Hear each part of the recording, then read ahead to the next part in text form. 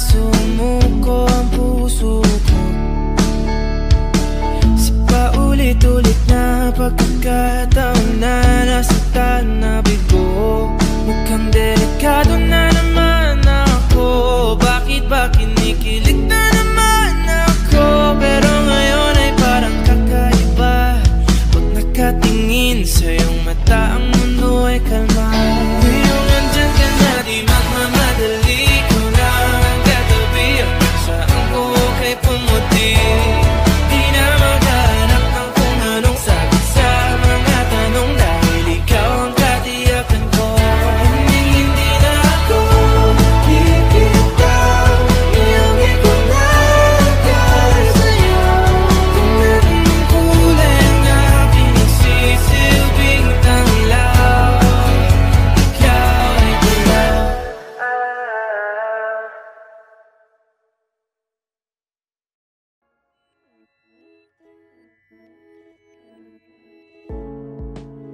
What fortune lies beyond the stars. So, nagkakilala kami ni John Eric sa church na kung saan mayroon pong Way to Love na event dahil February po yun, way back 2019. And then, doon po, sinabi po niya na may crush po siya sa akin kasi ako po yung last dance po niya. Then after nung event na yon, so kinuha ko yung cellphone number niya sa attendance sheet. Kaya yun, doon na nagsimula yung aming pagkakakilala.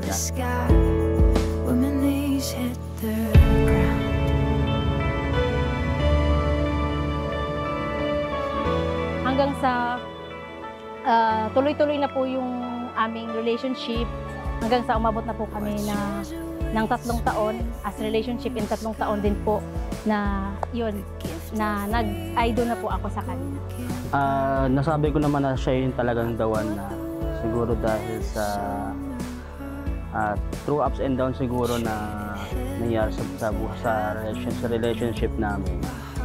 Yung maraming trials eh.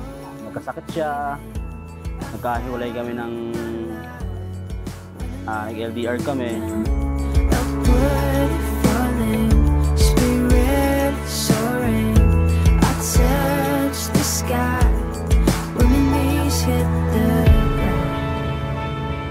Ang nagustuhan ko po sa kanya is yung pagiging matyaga niya. Kaya nga po, nag-wait po siya sa akin ng taon. Actually, nagustuhan ko talaga sa kanya is yung pagmamahal sa mga bata. Tapos nagustuhan ko din sa kanya yung kapag-alaga, mahalaga.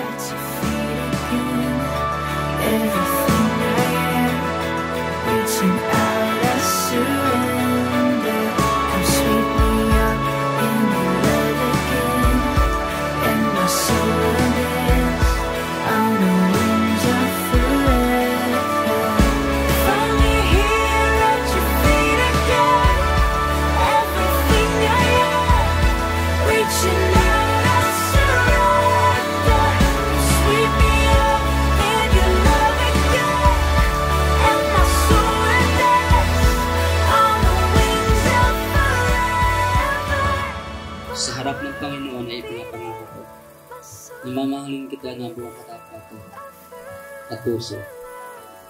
I promise to stand by your side through every twist and turn life throws to us. I promise na kahit dumating yung mga araw na hindi tayo okay, ay ikaw pa din ang mahalin ko. Balang araw, magsasama tayo na wala ng distansya. Sa ngayon, kailangan mo nating lumaban.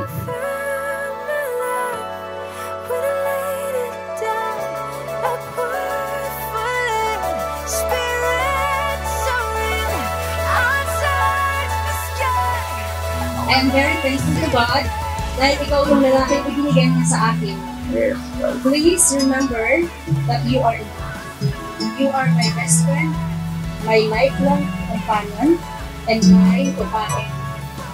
So John Eric, I am finally, officially, and to be your wife. Mahal kita at pipiliin kita.